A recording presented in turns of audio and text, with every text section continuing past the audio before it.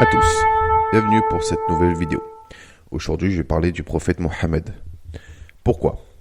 Parce que beaucoup disent que, des musulmans en tout cas, qui disent que Mohammed a été annoncé dans la Torah, dans les évangiles, dans la Bible en général, que son nom a été codé, qu'il y a des prophéties qui l'annoncent, qui disent aussi que Jésus lui-même aurait annoncé sa venue et que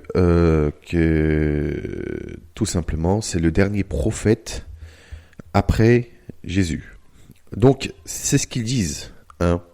Bien évidemment, moi j'y crois pas, puisque Mohammed, je sais très bien que c'est un faux prophète, que nous mettons les choses au clair d'emblée. Ni la Bible, ni Yeshua n'ont jamais annoncé la venue du prophète Mohammed. Enfin, du faux prophète Mohammed. Ni la Bible, ni Yeshua n'ont jamais annoncé la venue du prophète Mohammed. En tout cas, le faux prophète Mohammed. Moi, je n'y crois absolument pas que je ne crois pas que c'est un prophète, et je ne crois pas qu'il a été annoncé. Bien évidemment, toutes les prophéties montrent que c'est Yeshua qui a annoncé et non Mohammed. Mohammed n'était tout simplement qu'un guerrier, qu'un brigand, et qu'il a fondé sa religion avec la haine dans le sang et avec les guerres et tout. Voilà. Toutes les prophéties du Tanakh, donc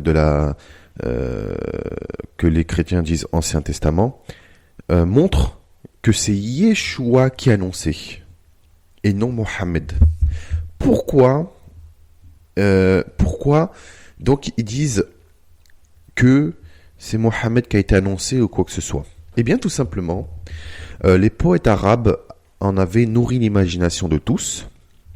Pour eux, Mohammed pourrait se croire possédé par Allah, comme les devins et les sorciers l'étaient par les faux dieux et les djinns. Hein? Surtout quand vous voyez dans le Coran, c'est écrit que Allah a créé les humains et les djinns pour l'adorer. Et dans la Bible, vous voyez que les démons sont en guerre contre l'Éternel et contre les saints anges.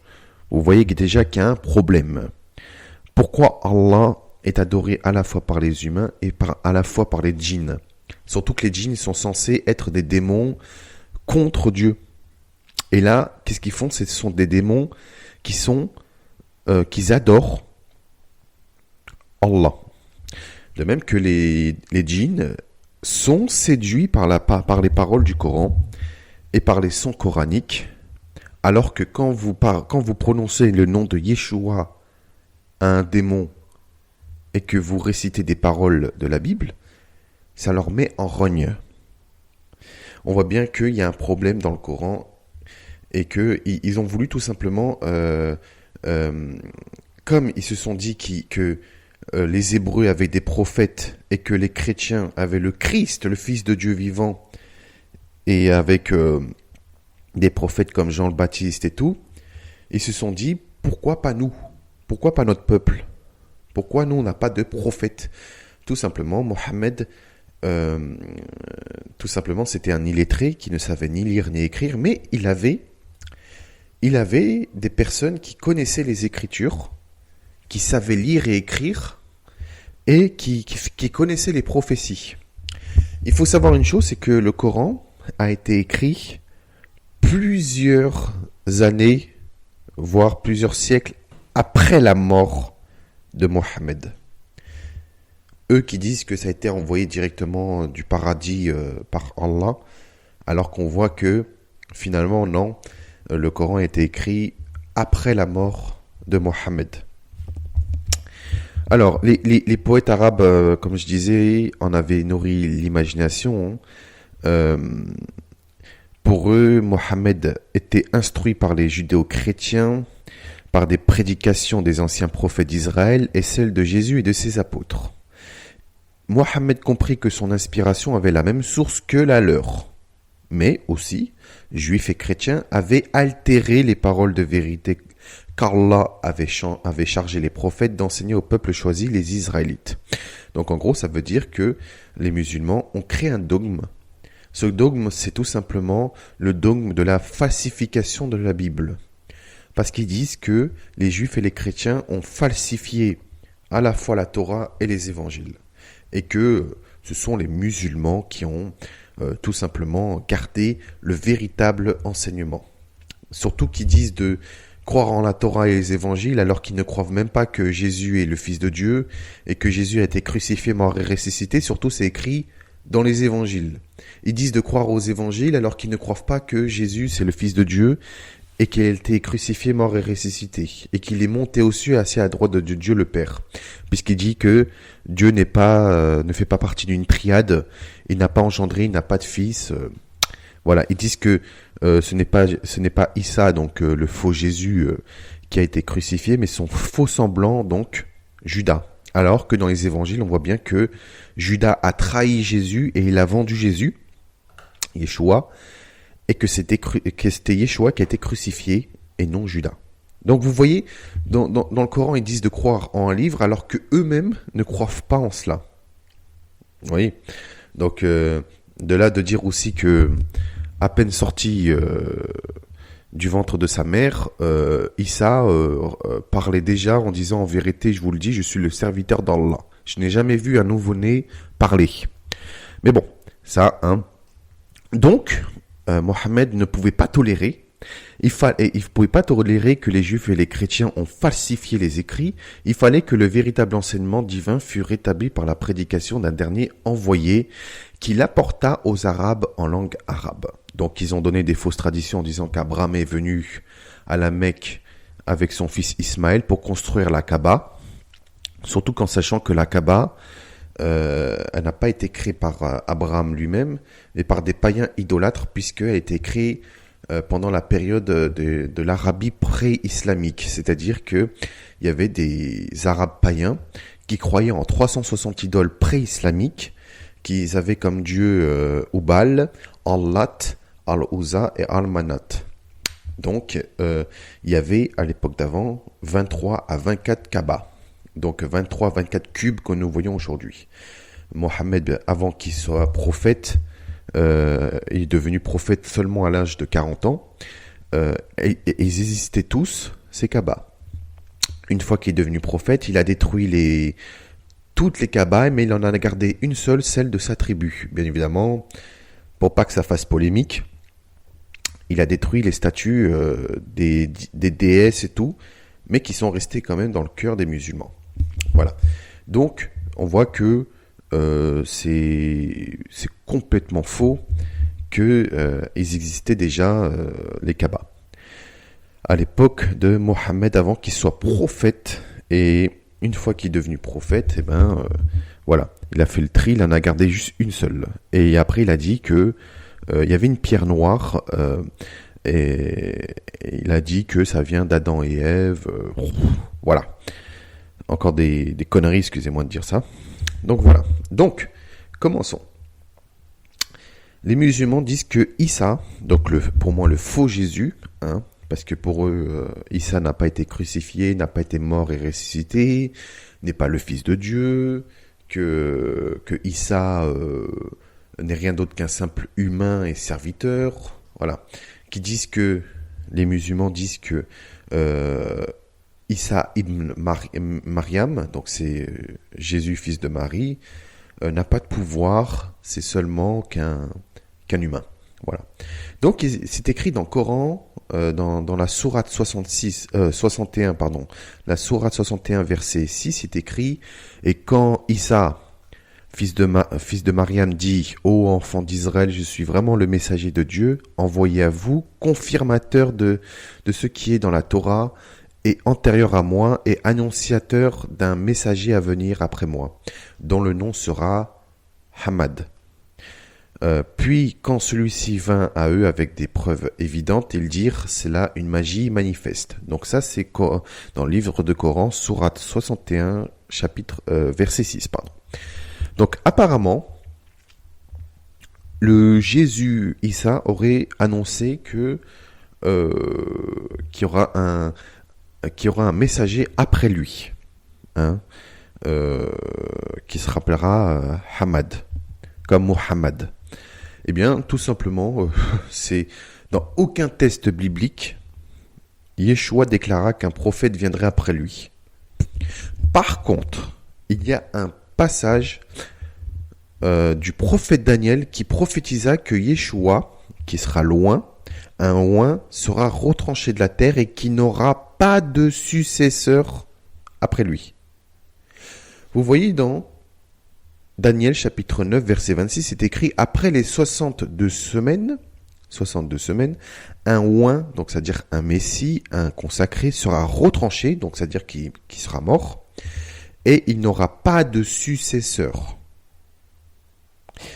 Le peuple d'un chef qui viendra détruira la ville et le sanctuaire, et sa fin arrivera comme une inondation. Il est arrêté que les dévastations dureront jusqu'à terme de la guerre. » Ça, tout cela s'est accompli puisque Yeshua fut retranché de la terre, il a été crucifié, mort et ressuscité. Il n'aura pas de successeur. Par contre, il y aura le peuple d'un chef qui viendra détruire la ville et le sanctuaire. Ce sont les Romains.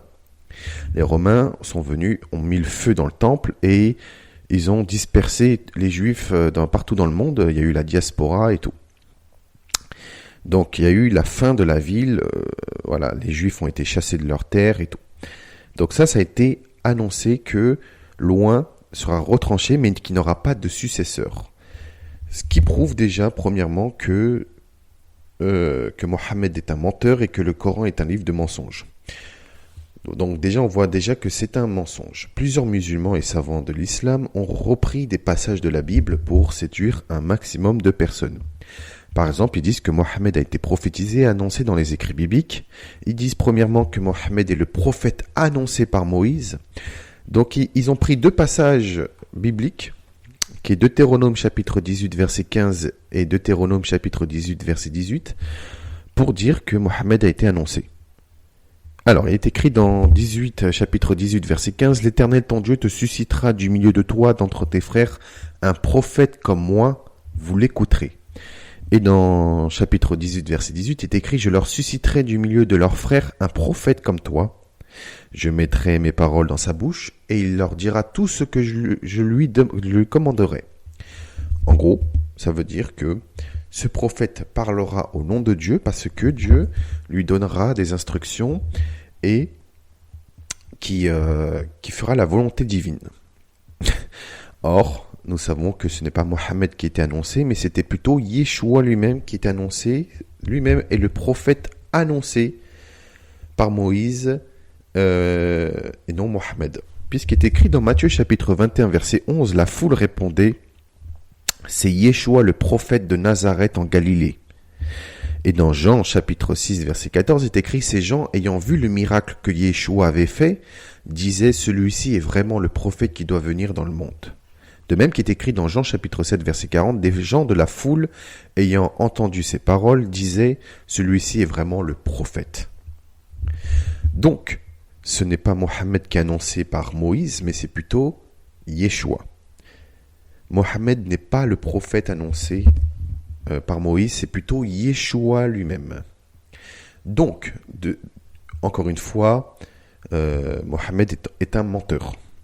En plus de cela, Mohammed a pris le rôle de Yeshua lui-même, c'est-à-dire qu'il est, selon le Coran, pas selon nous-mêmes, qu'il est le chemin, la vérité, la vie, la lumière du monde, la vie éternelle, celui qui décharge les fardeaux et surtout celui qui a été prophétisé et annoncé dans les prophéties comme dit dans le Coran, qui me disent dans la sourate chapitre 7, verset 157, « Ceux qui suivent le messager, le prophète illettré, qu'ils trouvent écrit mentionné chez eux dans la Torah et l'Évangile, et leur ordonne le convenable, leur défend le blâmable, leur rend licite les bonnes choses, leur interdit les mauvaises, et leur ôte le fardeau et les jougs qui étaient sur eux. Ceux qui croiront en lui le soutiendront, lui porteront secours et suivront la lumière descendue avec lui. Ceux-là seront les gagnants. » Pourquoi la Torah et les évangiles ? Tout simplement, les évangiles, la Torah représente les juifs et les évangiles représentent les chrétiens. Il n'était pas bête, le prophète, même s'il était illettré, il savait ce qu'il faisait. Pour lui, il voulait tout simplement dominer et séduire les juifs et les chrétiens. Voilà, tout simplement. Dans les évangiles, tout simplement, on voit que c'est Yeshua qui est le chemin, la vérité et la vie, qui est la résurrection, qui est la vie éternelle. C'est lui qui décharge les fardeaux. Yeshua, c'est lui qui est la lumière du monde, c'est lui qui est la lumière de la vie éternelle. En vrai, ce que Mohammed a voulu faire, c'est que il a voulu faire montrer que par lui, on peut avoir le paradis, tout comme ils disent dans le Coran que Mohammed a les clés du paradis et de l'enfer, alors que nous savons très bien que c'est Yeshua qui a les clés du paradis et de l'enfer. Tout simplement. Donc Mohammed a tout simplement voulu être supérieur au Christ, voire même prendre sa place au Christ. Hein. De même que Lucifer a voulu être semblable au Très-Haut, et Allah a voulu être semblable au Très-Haut. Puisque Allah c'est Lucifer, donc la bête de l'Apocalypse, et le faux prophète c'est Mohammed. Nous savons très bien que Yeshua lui-même est le chemin, la vérité, la vie, que nul ne vient au Père que par lui seul. Il est la lumière du monde, il est la vie éternelle, la résurrection, et il est celui qui mène au Père, celui qui est l'avocat, le défenseur, le médiateur, voilà. Tout ça revient à Yeshua. Donc, troisièmement, Mohammed est un menteur, puisqu'il a pris les pouvoirs et les mérites de Yeshua pour les mettre sur son dos. Maintenant, selon le Coran, si vous croyez en Mohammed, vous êtes sauvés. Alors que dans les évangiles, il est écrit que c'est par le nom de Yeshua que nous sommes sauvés et c'est Yeshua qui accorde la vie éternelle. Or, dans le Coran, il est écrit de croire à la Torah et les évangiles, alors que dans les évangiles, on voit que c'est seulement Yeshua qui sauve. C'est seulement Yeshua qui a le pouvoir de donner, d'accorder la vie éternelle, de ressusciter. Dans les évangiles, il est écrit que Yeshua, il a dit « Tout pouvoir m'a été donné sur la terre comme au ciel ». Alors pourquoi ils disent de croire en un livre et après ils disent le contraire? Tout simplement, c'est pour séduire et pour apporter de la confusion dans la tête de plusieurs. Tout simplement. Yeshua est écrit dans Matthieu chapitre 11 versets 29 à 30, il est écrit « Prenez mon joug sur vous et recevez mes instructions. Car je suis doux et humble de cœur, et vous trouverez du repos pour vos âmes. Car mon joug est doux et mon fardeau est léger. » Là, nous voyons dans le Coran que c'est tout simplement Mohammed qui ôte le fardeau et les jougs et qui étaient sur eux, hein, et que ceux qui croiront en lui, il lui portera secours, ils lui porteront secours et ils suivront la lumière descendue sur eux, sur lui. Donc, Jean chapitre 8, verset 12, est écrit, Yeshua leur parla de nouveau et dit, « Je suis la lumière du monde, celui qui me suit ne marchera pas dans les ténèbres, mais il aura la lumière de la vie. » Or, dans la sourate 7, est écrit que Mohammed est la lumière descendue pour ses adorateurs et ses adoratrices. Donc, Jean chapitre 11, verset 25, Yeshua lui dit, « Je suis la résurrection et la vie, celui qui croit en moi vivra quand même, il serait mort. » Dans le Coran, on voit bien que c'est Mohammed qui porte secours et qui apporte la lumière en plus. Donc, Jean chapitre 14, verset 6, Yeshua lui dit, « Je suis le chemin, la vérité et la vie, nul ne vient au Père que par moi-même. » Là, on voit bien que c'est Mohammed dans le Coran qui sauve, qui est le chemin, c'est lui qui ordonne le convenable, leur défend le blâmable, leur rend licite les bonnes choses, leur interdit les mauvaises choses, ôte le fardeau, les jougs qui étaient sur eux, tous ceux qui croiront en lui le soutiendront, porteront secours, et ils seront des gagnants. Donc on voit bien que Mohammed, son seul but, c'était de prendre des pouvoirs de Yeshua et pour les mettre sur son dos. Il a voulu tout simplement prendre la place de Yeshua. Regardez comment ça va loin dans le Coran, puisque je tiens à préciser que le christianisme est venu bien avant l'islam. L'islam est venu 600 ans après la venue de Yeshua. Yeshua disait dans Matthieu chapitre 19 verset 24, « Je vous le dis encore, il est plus facile à un chameau de passer par le trou d'une aiguille qu'à un riche d'entrer dans le royaume de Dieu. » Ça pour tout le monde, vous le savez. En vrai, c'est un exemple que une chose impossible à faire est plus facile qu'un riche pour entrer dans le royaume des cieux. Yeshua a dit ça. 600 ans après, on voit bien que Mohammed a voulu prendre la place de Yeshua, puisqu'il est écrit dans le Coran, Sourate 7, verset 40, est écrit « Certes, ceux qui traitent de mensonges nos enseignements et qui s'en écartent par orgueil, les portes du ciel ne leur seront pas ouvertes et ils n'entreront au paradis que quand le chameau pénètre dans le chas de l'aiguille. » Donc dans le trou d'une aiguille. Ainsi rétribuons-nous les criminels.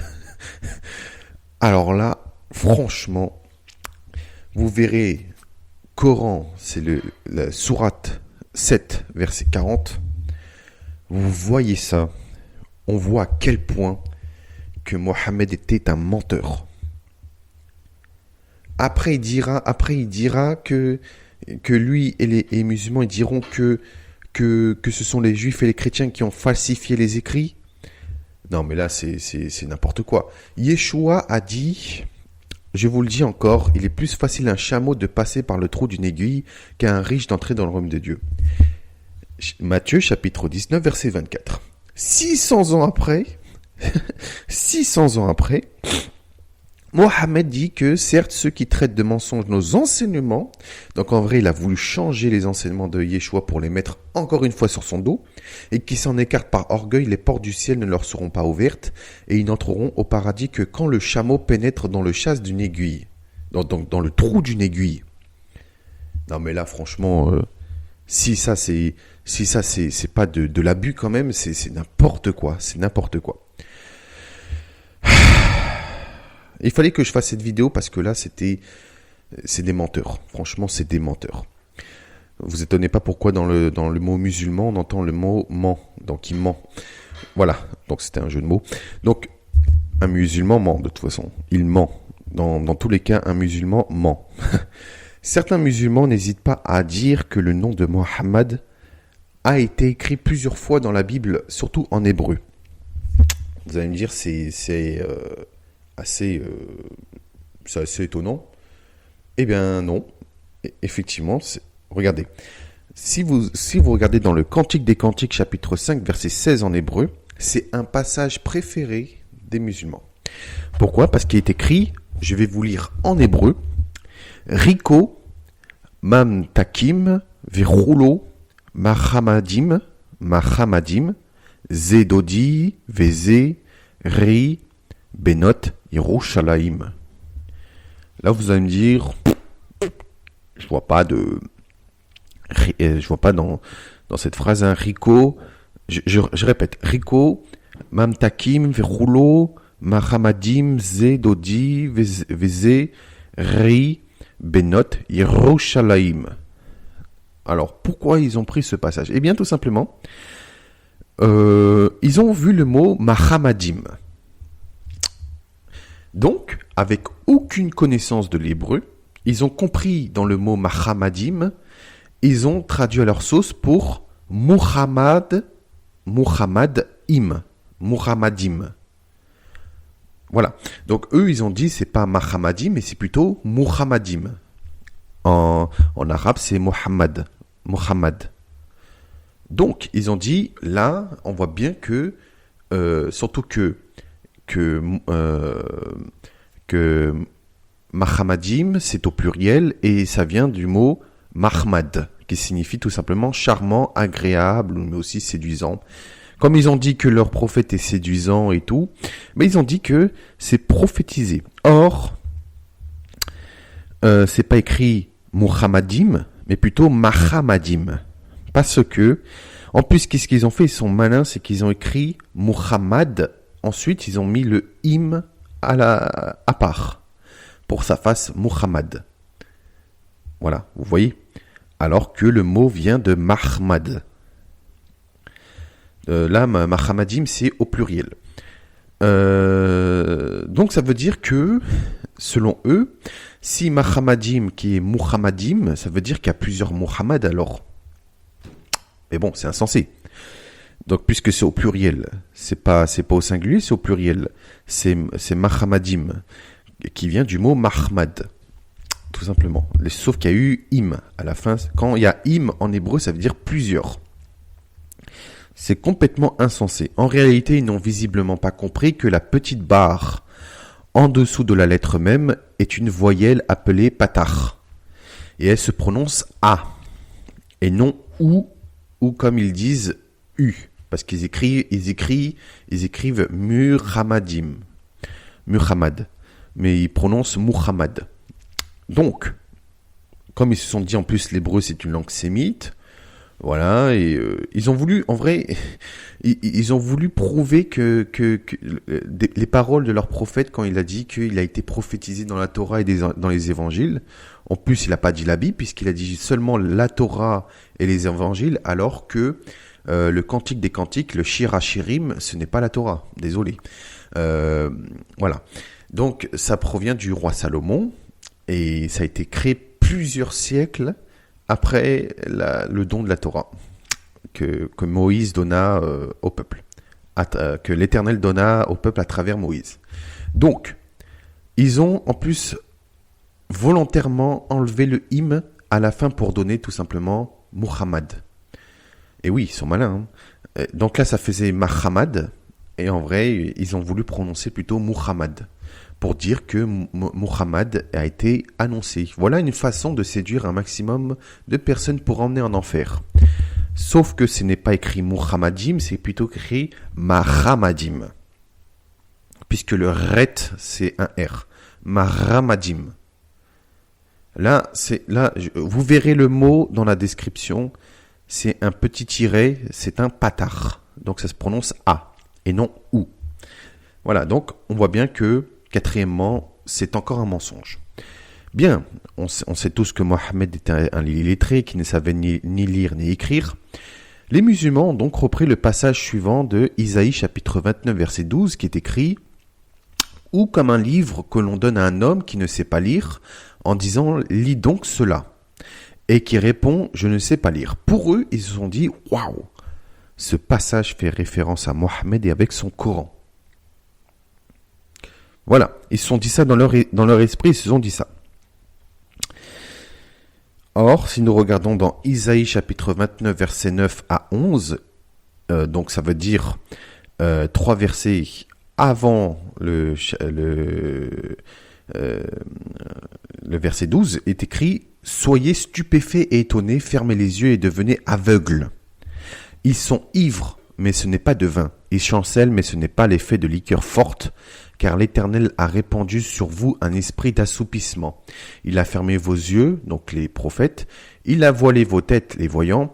Toute la révélation est pour vous comme les mots d'un livre cacheté que l'on donne à un homme qui sait lire en disant « Lis donc cela » et qui répond « Je ne le puis » car il est cacheté. Ça, c'est Isaïe chapitre 29, verset 9 à 11. Chapitre 12, verset 12 est écrit « Ou comme un livre que l'on donne à un homme qui ne sait pas lire en disant « Lis donc cela » et qui répondit « Je ne sais pas lire ». Donc ça veut dire que si nous voyons depuis le verset 9 à 11, on voit bien que le prophète, puisqu'ils disent que c'est Mohammed qui est annoncé dans Isaïe chapitre 29, verset 12, donc ça veut dire que c'est le prophète Mohammed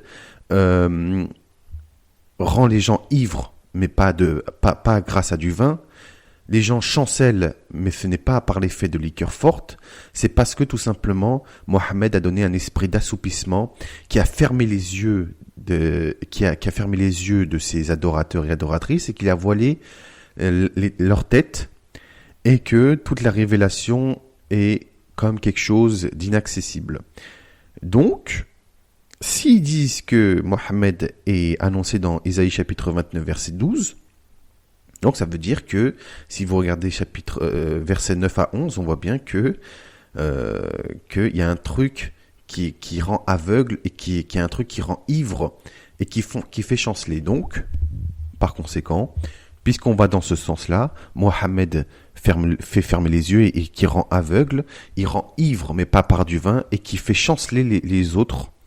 Voilà, il fait voiler la tête et qui fait fermer définitivement les yeux et qui rend inaccessible toute chose. Bravo, ils vont dans leur propre perte, c'est bien. Bien, allons plus loin, les musulmans ont fait de Mohammed la pierre angulaire. Alors, il est écrit, ça doit être sans doute un hadith, le messager d'Allah a dit, mon exemple en comparaison aux autres prophètes avant moi est celle d'un homme qui a construit une maison bien et admirablement, excepté un endroit qu'une brique dans un coin. Les personnes vont autour et ils admirent sa beauté, mais ils disent quelle brique doit être mise dans son endroit. Ainsi, je suis cette brique et je suis le sceau des prophètes.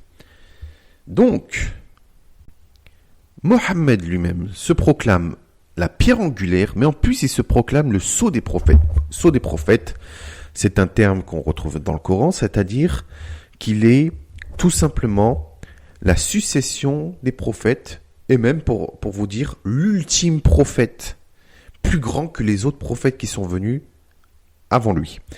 Donc en gros, même les musulmans, ils disent que les prophètes sont musulmans, Jésus est musulman, voilà ce qu'ils disent. Or, nous savons que l'islam n'existait même pas à l'époque de Moïse, ni à l'époque de Yeshua. Comment peuvent-ils devenir musulmans, surtout que l'islam a été créé 600 ans après la venue de Yeshua. Vous voyez, c'est n'importe quoi. Donc, lui s'est fait tout simplement la pierre angulaire et le sceau des prophètes. Moi, je dirais que celui qui a été l'ultime prophète, c'est tout simplement Yeshua, puisqu'il est le Fils de Dieu, le Mashiach, il est le Seigneur, le Sauveur, le chemin, la vérité, la vie. Nul ne vient au Père que par lui-même. Il est l'avocat, le médiateur, et c'est celui qui a été annoncé par les prophètes. Donc, celui qui est l'ultime prophète, c'est plutôt Yeshua et non Mohammed. De plus, nous savons que Yeshua lui-même est la pierre angulaire. Comme est écrit dans Actes chapitre 4 verset 11, celui-ci est la pierre méprisée par vous qui bâtissez et qui est devenue la pierre angulaire. Ou alors Éphésiens chapitre 2 verset 20, vous avez été édifiés sur le fondement des apôtres et des prophètes, Yeshua Mashiach, Jésus-Christ lui-même étant la pierre angulaire. Donc, c'est encore un autre mensonge. Mais là, le pire des mensonges qui peuvent faire les musulmans, c'est le pire des pires, c'est qu'ils disent que Mohammed est celui qui a été annoncé par Yeshua, c'est-à-dire le paraclet. C'est quoi le paraclet ? Tout simplement, c'est en grec, c'est le défenseur, le consolateur, mais aussi l'esprit de vérité. Ils disent que c'est tout simplement Mohammed. Là, c'est du blasphème. Je vais vous lire ce que Yeshua a dit. Jean chapitre 14 verset 17. L'esprit de vérité que le monde ne peut recevoir parce qu'il ne le voit point et ne le connaît point. Mais vous le connaissez car il demeure avec vous et il sera en vous. Donc déjà, il sera en vous. Voilà. Donc ce n'est pas quelque chose d'humain. Jean chapitre 15 verset 26. Quand sera venu le consolateur, je vous enverrai de la part du Père l'esprit de vérité qui vient du Père, il rendra témoignage de moi. Donc là, on voit que deuxièmement, ce n'est pas un humain qui viendra, mais c'est plutôt un esprit. Troisièmement, Jean chapitre 16 verset 13, quand le consolateur sera venu, l'esprit de vérité, il vous conduira dans toute la vérité, car il ne parlera pas de lui-même, mais il dira tout ce qu'il aura entendu et il vous annoncera les choses à venir. Pour les musulmans, ces trois passages, pour eux, c'est Mohammed. Or, nous voyons que celui que Yeshua va envoyer, c'est un esprit de vérité et non un humain. C'est un consolateur et un défenseur qui sera envoyé de la part du Père, donc qui descendra du ciel. Cet esprit n'est rien d'autre que le Saint-Esprit. Le défenseur, le consolateur et l'esprit de vérité, c'est le Saint-Esprit. Eh bien, pour l'islam, c'est Mohammed qui a été annoncé par Jésus lui-même. Donc, pour eux, ils disent que l'esprit de vérité, ce sera Mohammed puisqu'il est de toute vérité, il est consolateur et défenseur et qui viendra parler et annoncer des choses à venir. Mais c'est très grave. C'est très grave. Le défenseur, le consolateur qui est l'esprit de vérité, c'est le Saint-Esprit. Le Saint-Esprit, l'esprit même du Seigneur. Donc ils disent que Mohammed est le Saint-Esprit. C'est un blasphème. Mohammed était un humain, un pécheur, un guerrier, un assassin. C'était un faux prophète.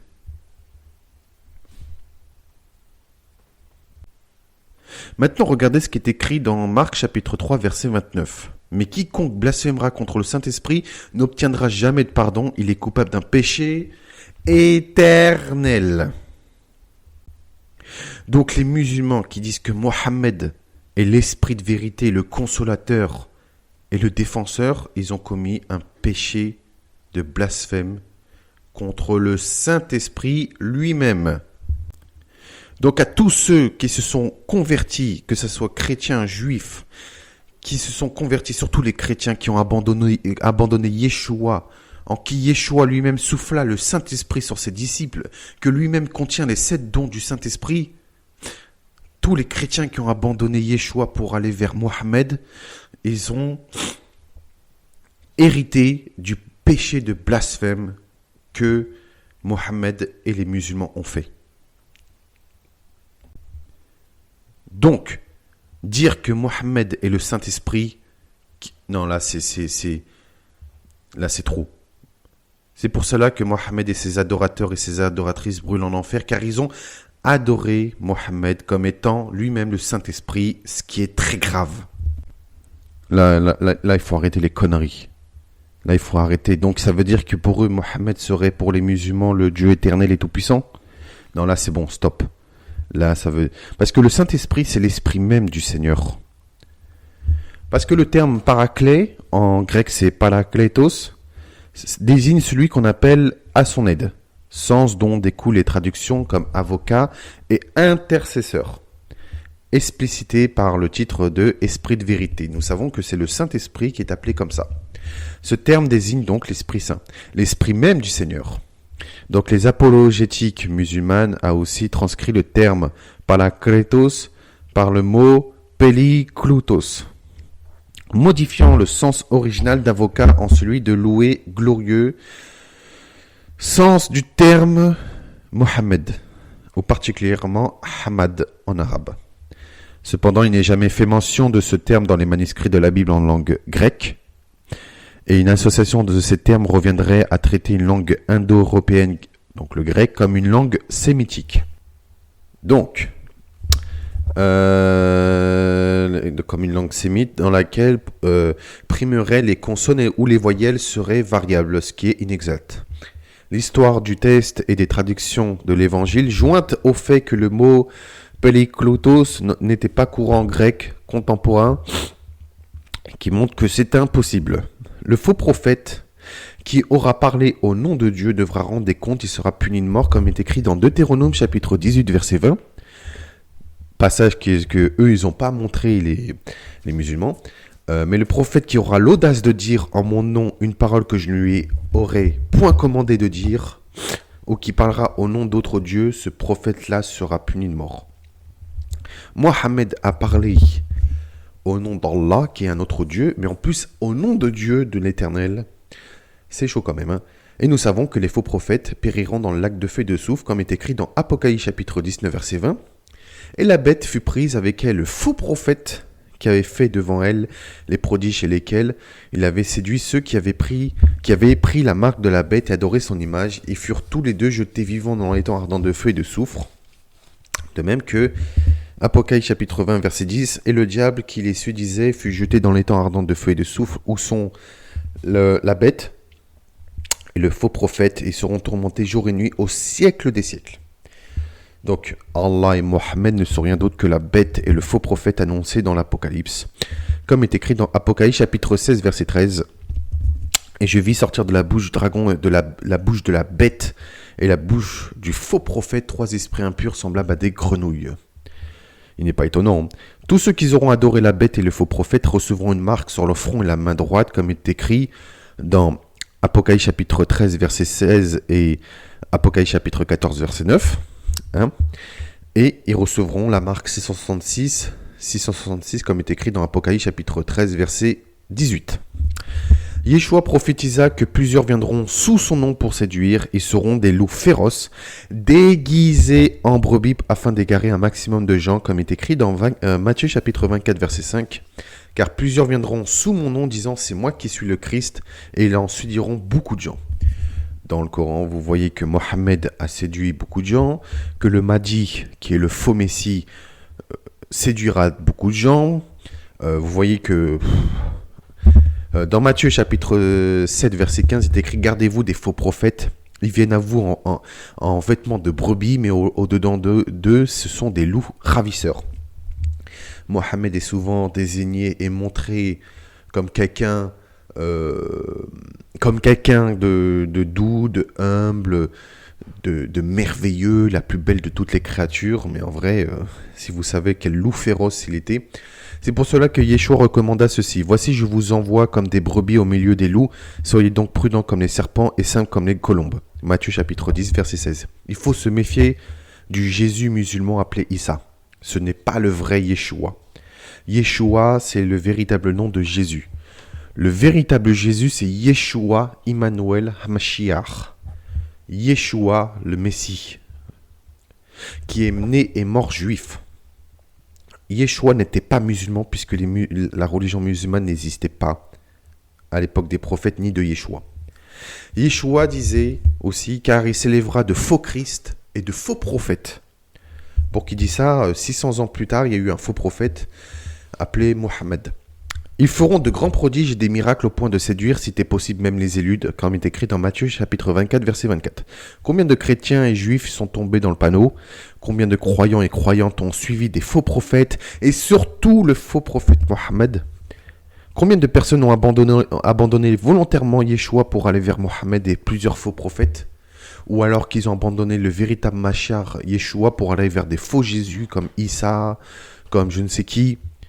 Ne vous étonnez pas lorsque Yeshua disait, car il y a beaucoup d'appelés, mais très peu d'élus. Matthieu chapitre 22, verset 14. Petit verset pour ceux qui annoncent des faux Jésus, comme les musulmans avec leur Issa, les fausses religions, les fausses doctrines chrétiennes et les sectes, etc. 2 Corinthiens chapitre 11, verset 13. Ces hommes-là sont de faux apôtres, des ouvriers trompeurs, déguisés en apôtres de Christ. Voilà les amis, c'est terminé. Si la vidéo est trop longue, je vous invite à regarder la description de la vidéo.